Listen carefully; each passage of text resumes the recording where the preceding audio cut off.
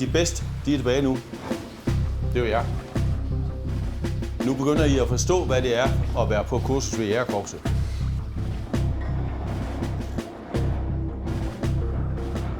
De bedste, de kan gå hele vejen. Vi ved også godt, det gør I ikke alle sammen. Det her, det er ikke ude i hæren, søværnet eller flyvåben. Det er ved Jægerkorpset. Så derfor vil vi også godt have en adfærd fra jer af, der afspejler I på kursus her. Så det er ild i øjnene hele tiden. Og når min instruktør siger noget til jer, så gør I det, det bliver sagt. For ellers så er I ikke de bedste længere, og så er I ikke her længere. Så nemt er det. Så husk nu på, nu her efter 2 uger, det er hele tiden gør jeres bedste for at vise os, at I vil være her. Okay?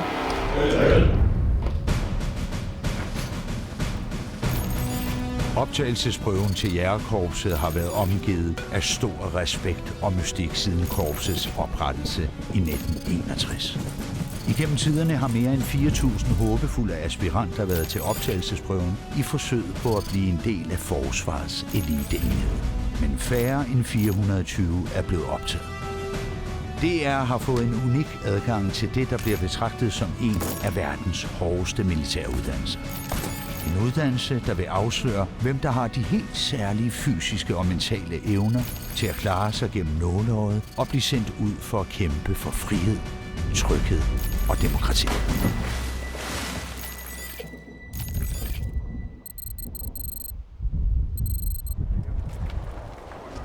Ja, udnyt hele bredden af hangaren. På 12. dagen af uddannelsen til jægersoldat er der 40 kursister tilbage. Det vi skal have gjort nu, det er, at vi skal have legnet vores udrustning op. Det gør man ved, at man tager sin rygsæk af, tager sin teltflag frem. Dagens første opgave for de tilbageværende er en test af, om de kommende jægersoldater har styr på deres udrustning. Så tømmer man alt i sin udrustning. Og så skal deres stresstærskel også efterprøves. Og så går vi tingene igennem, én ting ad gangen, for at kontrollere, at vi har alt, så vi kan deltage i de næste 24 timers uddannelse. I får 10 minutter, så er alt legnet op. Sæt i værk.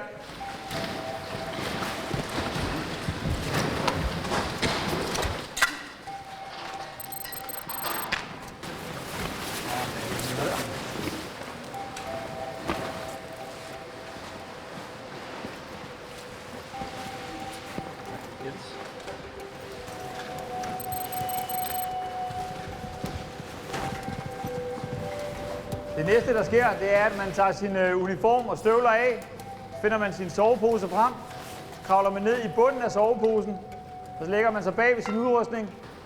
Når man har taget alt af, så det vil sige uniform, t-shirt og hvad man ellers har, så man kun står i underbukser, og så kravler man ned i sin sovepose og ligger dernede.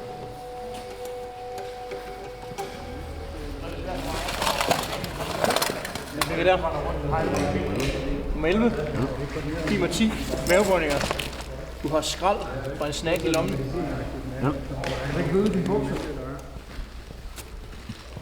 Det er vigtigt, at jægersoldaten kan tåle at blive ydmyget. Jeg kan ikke høre, du tæller. Reagerer du udadvendt og bliver aggressiv, eller lukker du dig ind, eller hvad sker der? Det er også en måde at ligesom finde ud af, hvad er det for personer, vi arbejder med. Fikser du egentlig nogle piller med? Hvad er det for nogen? Kamol. Hvorfor er det dem med? Jeg har ikke kontrolleret. Så tager du lige 10 mavebøjninger, hvor du siger, jeg skal ikke have piller med for hver mavebøjning. Ja.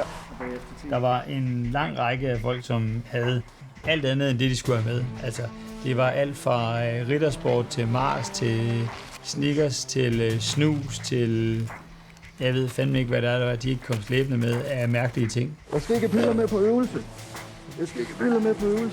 Det lyder jo helt grotesk, det der med, at der er chokoladebar og alt muligt med. Og snus og alt muligt. Det har jeg aldrig set noget lignende. Det, jeg skrev ned herunder, det er mangler omkring det, der skal være i udrustning. Og så hallo, hvad er det, der ikke må være i udrustningen. Det er aldrig at fylde vand op igen. Skal ikke have piller med. Hvem ligger her? Guld. Har du ikke vedligeholdt dit basis? Det må meget gerne være vedligeholdt herovre, Jan. Hvorfor finder jeg så en løs patron i dit basis? Giv mig 20 armbåndinger. 20 mavebåndinger for den patron der. Det er herovre, Jan. Sæt i værk og tæl højt. 1, 2, 3, 19, 20. Tak, Aarhusen. Godt. Det var kontrol af udrustning. P+, Den skal være pakket, og det skal være kun det, der står på B+. Nu pakker man sammen, og så er vi dem, der har kørt herfra. 13.25, sæt i værk.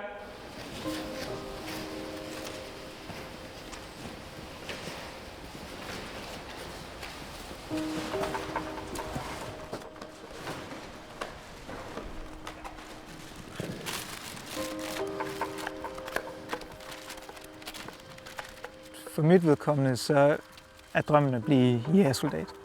At være en del af eliten. Altså, det driver mig meget.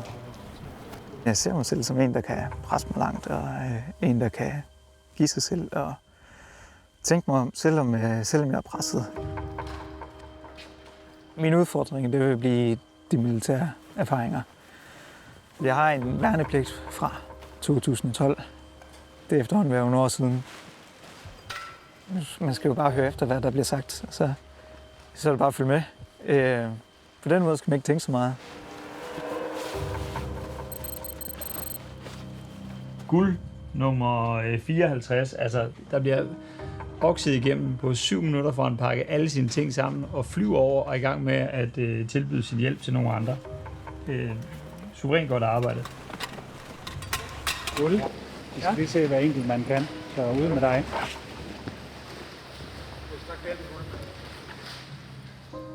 For mig personligt, der er det sindssygt vigtigt for mig at præstere godt, og også at vise, ikke kun over for mig selv, men de instruktører, som måler og vejer en konstant, og på alt, hvad man laver, der er det sindssygt vigtigt for mig at vise, at man tager læringen til sig. Det er ikke nogen hemmelighed, at man skal lære med lynets hastighed, ellers så kan man ikke komme igennem det nåløje. Den, der var absolut ringest, det var Mono nummer 36. Der er 31 mennesker rundt i lokalet, som springer rundt som vilde kaniner for at få pakket tingene sammen. Og han står stadigvæk og er i gang med at stryge sine teltflag. Det er jo ikke et du, der skal folde sammen. Den skal jo bare krølle sammen. Kom nu bare ned i rygsækken med den i stedet for det der. Så kan jeg sgu da bedre forstå, at det skal tage dobbelt så lang tid som nogle af de andre. Ja, jeg tænker bare, der er et eller andet der. Der er noget grus i det maskineri, der ikke hænger sammen. Altså. Hele hans mindset og hans måde at tilgå det her, altså den er slet ikke ligesom de andre. Altså, der er bare kæmpe forskel. Han skiller sig bare ud på det. Om det er uerfarenhed eller noget andet, så er det noget, vi bør være opmærksom på.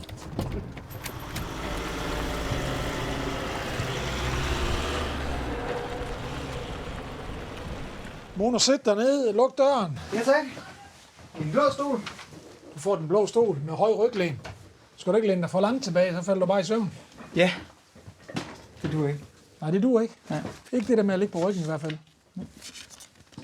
Hvad så, Mono? Nu har du været her i 3 uger. Hvad synes du? Jeg kan godt lide det. Jeg synes, der er stadig ting, jeg kan blive bedre til. Men jeg synes også, at jeg kan følge med. Hvad er dine udfordringer, synes du? Erfaring. Jeg kan jo se på alle mine kollegaer, de er skide dygtige og har gjort det her mange år.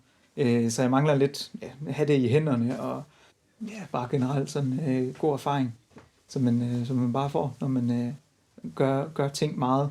Jamen, din selvindsigt, den er intakt. Så kigger man det. Der du virkelig bliver ramt, det er på grund af din indsigt i soldatermetien, ikke? Altså din viden omkring det at være soldat, det fundament, du står på, det er fuldstændig rigtigt. Det er ikke lige så robust som alle de andre. Omvendt, så sidder der et godt hoved på dig. Hvad er du uddannet som? Jeg er bygningsingeniør. Sågar civilingeniør egentlig. Og det er der, du skal læne dig opad. Du skal adapte tingene, og du skal læne dig op af din indlæringskurve. Fordi det er den, der skal bringe dig den sidste del. Så det her med at høre det én gang, og så kan omsætte den læring i handling, det er det, du skal læne dig op af. Fordi du er udfordret på den viden, og det vi forventer, man kommer med, når man kommer her.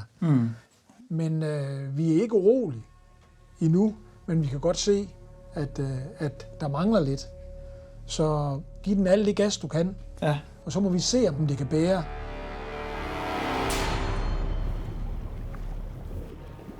Kursisterne bliver kastet ud i mange forskellige øvelser. Men alle sammen med det formål at gøre dem klar til at kunne begå sig i alle tænkelige og utænkelige situationer. Instruktørerne, der overvåger kursisterne, er toptrænede jægersoldater, der alle har været udsendt i specialoperationer. Derfor ved de om nogen, hvad det kræver at operere i fremmede territorium, for eksempel at indhente informationer om terrorister eller medvirke i andre hemmelige aktioner.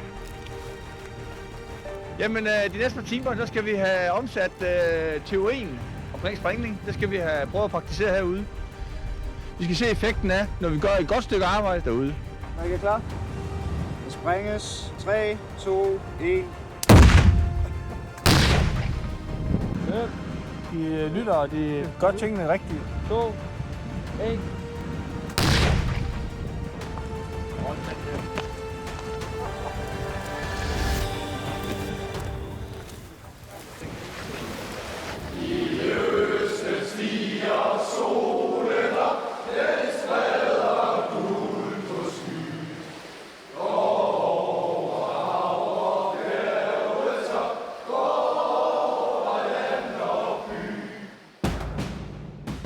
Kurset har nu været i gang i 3 uger. 10 kursister er allerede afgået, mens der for de resterende 40 venter 4 hårde og udmattende uger, før ind de skal testes på den lange 10-døgns øvelse. Og kun dem, som instruktørerne finder egnet, får lov til at fortsætte på den sidste del af uddannelsen og kæmpe for at holde deres drøm om at blive jægersoldat i live.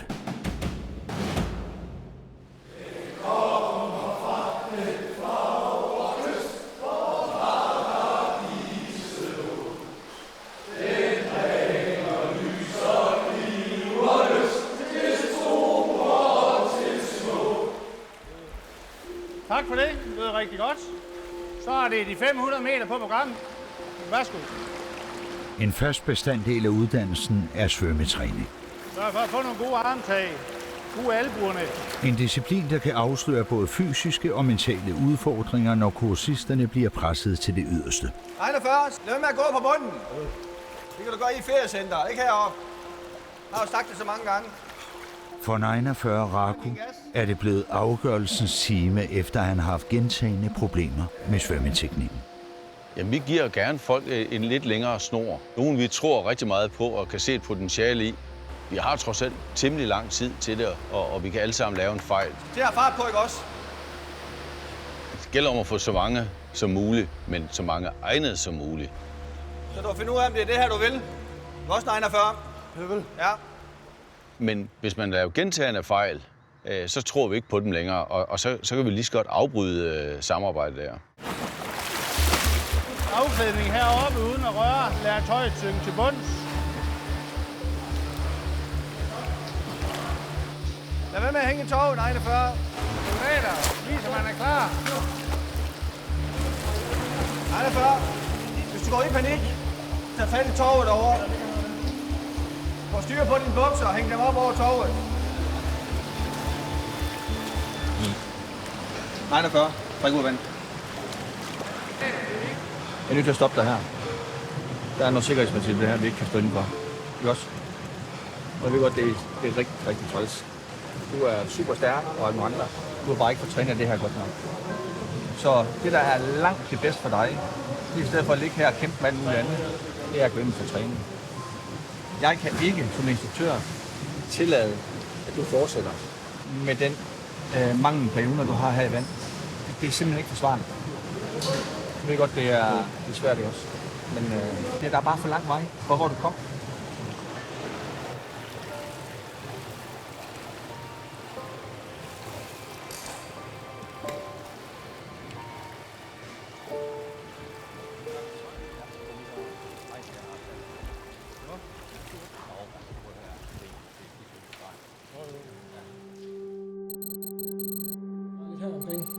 Der er lidt åben her.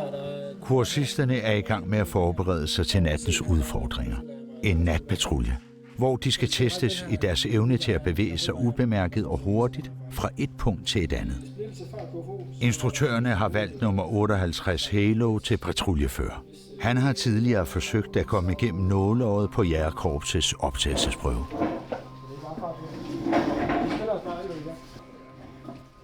Så er der Halo.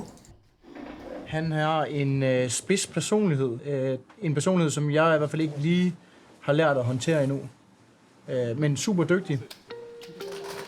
Han er nemlig rigtig fagligt dygtig, og han kan en masse gode ting. Men jeg skal lige passe på, at hans smil, det er noget med det, der er trigger. Han kan godt se sådan lidt overlegen ud, men det er han i virkeligheden nok ikke. Ja, det er nok det, jeg så er faldet for. Ja. Og det er en god information, SB. Ja.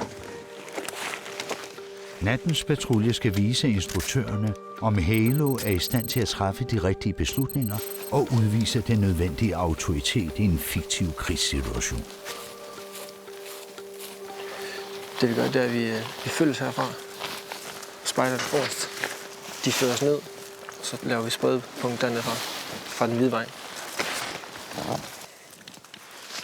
Så går vi ud. Det ved vi allerede, skal.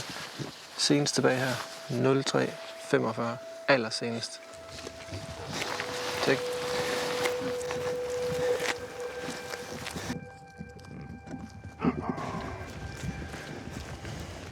Patruljefører.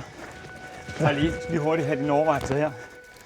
Vi krydser det åbne stykke derude. Ja. Der bliver skudt lys. Ja. Der er en melding nede bagfra, at de har set nogen. Ja. Hvad tænker du så om rutevalget her? Det er det åbne. Ja. Er det godt? Har vi nogle gode steder lige at smutte hen? Nej. Nej. Hvorfor går vi så herop? Fra Tempo. Det er min overvejelse. Det var den hurtigste vej.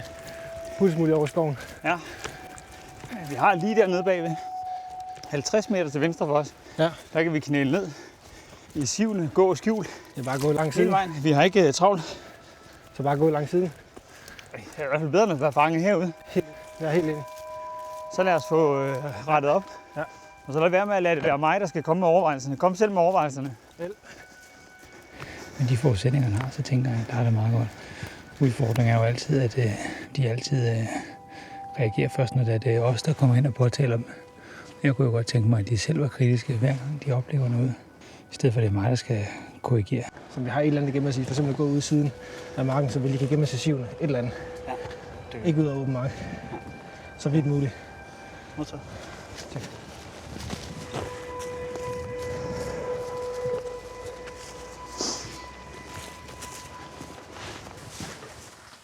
Hvad så? Hvad så? Hvad siger vi til det? Det vil jeg ikke, det spørger jeg dig om. Jamen, det... Er det anderledes? Kan du mærke forskel? Ja, det kan jeg godt. Hvad er forskellen for sidste gang? Rent faglig, måske patruljetjenestemæssigt sådan med at befale sådan noget, det er jeg ikke sådan helt vildt stærkt til, men det er ikke noget, jeg gør i overhovedet til daglig. Så det er der, jeg udfordrer, synes jeg. Altså, når vi sidder her, så er jeg slet ikke i tvivl om din attitude. Den er god. Omvendt vil jeg begynde at sige, at når man gerne vil gå hele vejen, og har været her de her gange før, så må du godt tage lidt mere initiativ. Ikke? På din gode måde at gøre det på, men det er dig, der skal sikre, at vi får gjort tingene rigtigt. Og den del, den skal du også træne, fordi det er sådan nogle af de der ting, når du siger selv, jeg er ikke vant til at være på, jeg er ikke vant til, ligesom ham, der skal udgive de her forskellige ordre, befalinger og alle de her ting, så jeg ikke. Men du er nødt til at hoppe ud i det, for det forventer jeg, når du kommer lidt længere. Jamen, det forstår jeg godt. Jeg skal lige finde en mellemvej der, hvor at... Ja, og der bliver du nødt til, at når du er sat i rollen som næstkommanderende, så du skal træde mere i karakter. På din måde. På trods af, at Halo allerede én gang har fået råd og vejledning af instruktøren, går der ikke længe før der igen er udfordringer for nattens patruljefører. Spring først. Ja. Efter mig. Bare kom mod.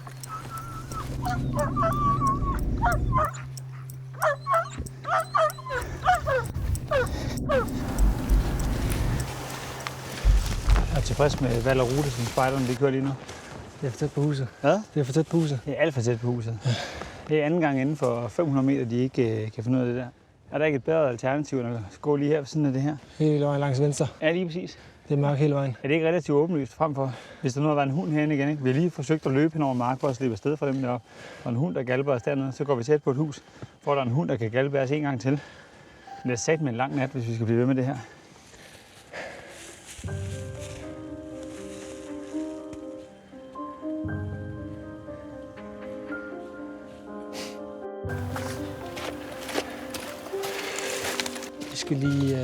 Vi skal gå mere taktisk.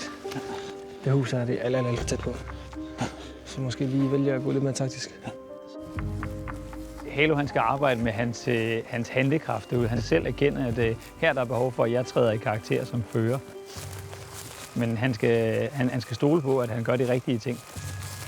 Men det skal han bare øves i. Han har evnen.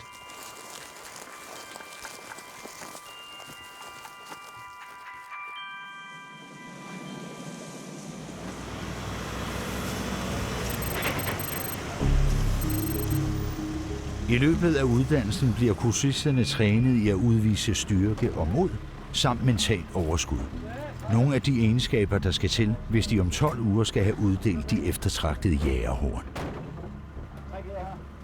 Det er jo meget, meget vigtigt, at jægersoldaten kender sine grænser. Derfor så tester vi folk af. Vi går til grænsen, og vi forsøger at presse dem lidt længere, fordi du har en idé om, hvor din grænse er. Ofte så ligger den meget længere ude. Nu er vi nået til selvtillidsprøve nummer 2. Så vær klar. Hvis du ikke kender grænsen, så når du ikke at sige fra. Så kommer du til skade. Og det er jo det, der er vigtigt. Vi har ikke råd til at komme til skade derude, fordi der er ikke nogen til at hjælpe os. Er der nogen, som ønsker at melde fra? Nej. Skal vi prøve det igen? Er der nogen, som ønsker at melde fra? Nej. Tusind tak skal I have.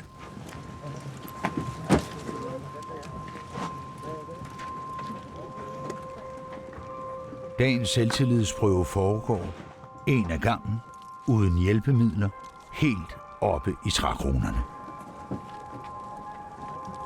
Go!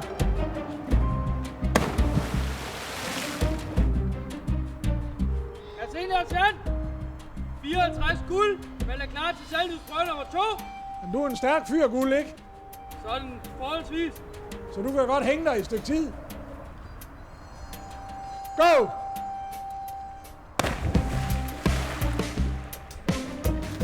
Næste! Det er da Mono, vi har der. Javel. Herr Sergeant nummer 36 Mono melder klar til selvtillidsprøve nummer 2. Sådan. Stå rør, Mono. Nu når den næste han kravler ud på torvet der, så må du begynde at kravle op ad rebstigen. Ja, tak. Værsgo. Ja, tak. Herr Sergeant 54 guld, melder tilbage fra selvtillidsprøve nummer 2. Lige så flot som sidste gang. Men da du godt kan lide at være her, så må du lige tage et sæt for det jo. Javel. Værsgo. 1, 2, 3, 4, 5, næste! 6, 7, 8. Senior sergeant nummer 36 Mono melder klar til selvtillidsprøve nummer 2. Mono, man skal sådan set have hænderne på hver sin side af knuden. Kan det lade sig gøre, at du kan flytte dem?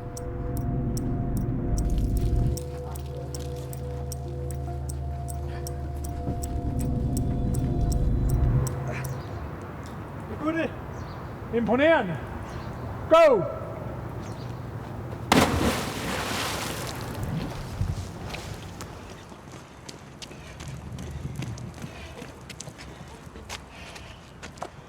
Herr Senior sergeant nummer 36 Mono melder færdig. Melder sig tilbage. Melder sig tilbage fra selvtillidsprøve nummer 2. Ingen mere. Herr Senior sergeant nummer 36 Mono melder sig tilbage fra selvtillidsprøve nummer 2. Tak, stå rør. Mono, nu skal du tage de der små sejre der. For dig at flytte hånden på den anden side af knuden. Det er jo alligevel en grænse, du lige skulle forbi. Ikke derude. Ikke, man hænger derude, og man er presset. Helt ærligt. Så får man en udfordring mere, ikke? Ja. Og det gjorde du fint. Så samle nu sammen på alle de der succeser. Javel. Det er det, der gør forskellen. Så får du også meget mere selvtillid. Javel. Ikke? Du vokser jo dag for dag. Så hæng nu ved. Javel. Op og klum. Mange tak. Det betyder meget at have en god selvtillid. At præstere godt. Men hvis jeg får for meget selvtillid, så begynder jeg at lave fejl. Fordi så tænker jeg mig ikke nok om. Så det skal gerne lige være på et sweet spot mellem at have selvtillid nok, men ikke for meget. Ja. Nu har vi hoppet på springtårn før sidste uge. Det var næsten højere, så det Det har man vendt sig til efterhånden. Så det er okay. Det begynder lige så stille at ligne noget af det her. Flere og flere får smil på. Skal der bare sådan en vandtur til, for I synes, det er sjovt? Der bliver vist god mod og mandshjerte. Og så tror jeg også, der er nogen, der flytter sig et lille stykke ad gangen. Så jeg kan godt se, at jeg skal lægge mig i selen nu her til 3. gang. Således at vi næsten rammer skyerne. Jeg er tilfreds. Ryk! Ind. Op i bilen.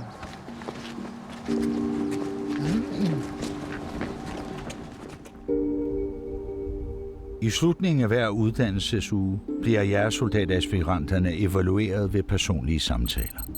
For nogle er mødet lige med et farvel til drømmen om at blive jægersoldat. Enten et valg, de selv træffer, eller også på baggrund af instruktørernes vurdering. Nå, Marco, så når vi hertil. Det er aldrig rart at skal afskede folk. Men på den anden side, så vil jeg også have det rigtig, rigtig dårligt ved at tage folk ind, der ikke har det, der skal til. Fordi i sidste ende, så kan man dø af at være i den branche her. Vi så godt fra først af, at svømning, det er jo ikke måske lige den stærke side. Jeg har indtryk af, at du vil hellere blive ved og så drukne, end at give op. Og det er jo lige netop det, vi søger heroppe. Men selvfølgelig berører det en. Man ser et ung menneske, der har en drøm, og må fortælle ham, du har ikke det, der skal til. Det påvirker dig en. Altså jeg ved ikke, min interesse for det, den er bare forsvundet. Og det har været mærkeligt, fordi jeg har gået så lang tid, at jeg gerne ville det. Og så får man ikke lov til at prøve det, og så er det bare slet ikke, som man regner med, at det skal være. Men selv når det gik godt, og det burde være fedt, så synes jeg bare ikke, den var der. Du ved så også godt, hvad det indebærer, når du kommer selv hertil. Det er klar over. Og motivationen den er smuttet, ikke? Så er det jo ligesom et afstået kapitel. Det er jeg helt klar over.